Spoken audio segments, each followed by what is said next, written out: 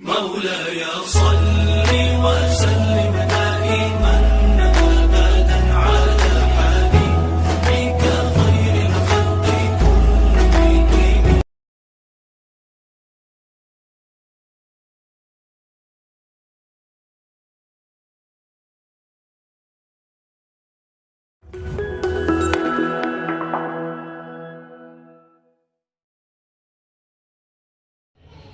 جعله خطيبا بارعا بالاستطاعة.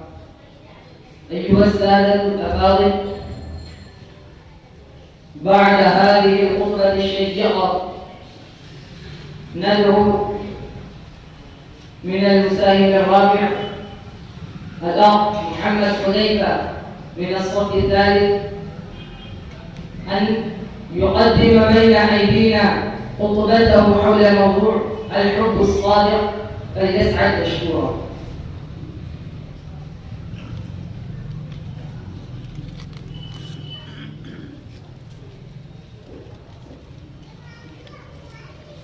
بسم الله الرحمن الرحيم. اللهم إنا نحمدك فنقول لك الحمد حمدا نستلذ به ذكرا، وكنت لا أحصي ثناء ولا شكرا. لك الحمد حمدا طيبا يملأ السماء وأمطارها والأرض والبر والبحر. لك الحمد حمدا مقرونا بشكر دائما. لك الحمد في الأولى، لك الحمد في الأخرى. والصلاة والسلام على سيد الأنبياء والمرسلين وعلى آله وصحبه ومن تبعهم بإحسان إلى يوم الدين. أما بعد، وقد قال الله تبارك وتعالى في القرآن المجيد والفرقان الحميد: أعوذ بالله من الشيطان الرجيم، إن كنتم تحبون الله فاتبعوني يحببكم الله. وقال النبي صلى الله عليه وسلم: لا يؤمن أحدكم حتى أكون أحب إليه من والده وولده والناس أجمعين، أو كما قال عليه الصلاة والسلام. رئيس الاحتفال المؤخر وأساتذة العظام وزملاء الكرام والمستمعون، قبل كل شيء نشكر الله جل وعلا أنه وفقنا وساقنا لعقد هذه الحفلة المباركة الختامية النادي العربي، ورزقنا التوفيق للحضور فيها وللمساهمة في برنامجها الشريف. إخواني في الله، أريد أن أحدثكم الآن عن مناقب الصحابة رضوان الله تعالى عليهم أجمعين، ولكن لا أحدثكم عن جميع مناقبهم فإن الوقت لا يتسع لها، لا بالإنجاز ولا بالتفصيل، غير أني أحدثكم عن بعض مناقبهم، وهو حبهم لرسول الله صلى الله عليه وسلم. أيها المستمعون، لقد سمعتم حب كثير من العشاق لمعشوقاتهم، ولكن ما سمعتم حب الصحابة لرسول الله صلى الله عليه وسلم. والله لقد كان حبهم لرسول الله صلى الله عليه وسلم أطيب وأزكى، أحسن وأرفع، أشد وأعجب. فتعالوا يا أيها المستمعون نقلب صفحات التاريخ ونطلع على ما نريد.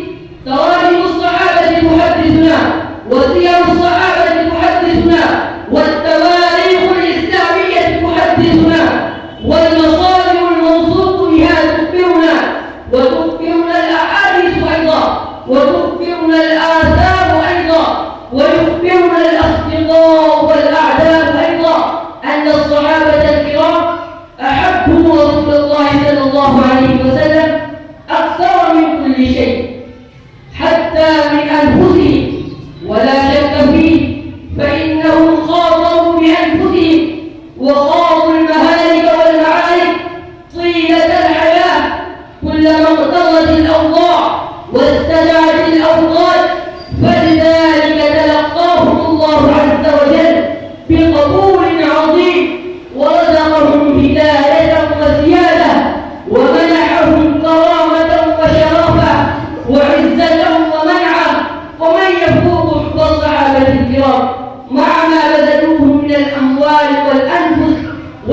البقيات الخالدة التي لم يسبق لها نظير ولم يوجد لها مثيل.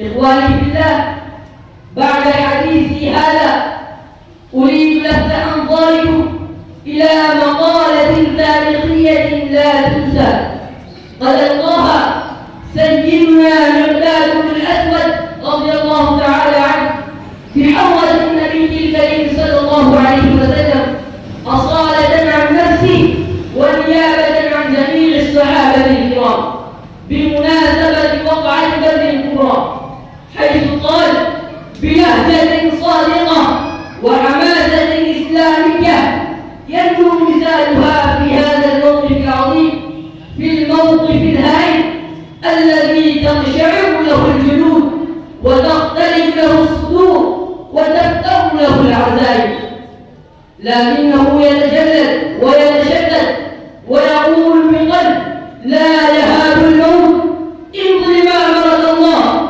فنحن معك، والله لا نقول كما قالت بنو إسرائيل لموسى اذهب أنت وربك وقاتلا إنها هنا قاعدون، ولكن نقاتل عن يمينك وعن شمالك وبين يديك وخلفك. إخواني في الله، تذكروا البطل العظيم الصحابي الجليل أنس بن النضر رضي الله تعالى عنه، وهو أحد شجعان الفدائيين الذين استماتوا في سبيل الله للدفاع عن الإسلام، حين يسمع عن النبي صلى الله عليه وسلم أن يقتل فيقول لا خير بعدك في الحياة يا رسول الله، ثم يقبل سيفه ويتوجه إلى صفوف الكفار، وخلال ذلك يلقى سعد بن معاذ رضي الله تعالى عنه فيقول أين يا سعد؟ إني أجد ريح الجنة دون أحد. فيخوض الجموع الحاشدة للكفار ويقاتل حتى يقتل ويسقط شهيدا. أيها المستمعون، فهؤلاء الصحابة الذين ضحوا بأنفسهم وأموالهم في حب رسول الله صلى الله عليه وسلم، وحقا أنهم أدوا حقوق محبة رسول الله صلى الله عليه وسلم، فلذلك اختارهم الله عز وجل لصحبة نبيه وإقامة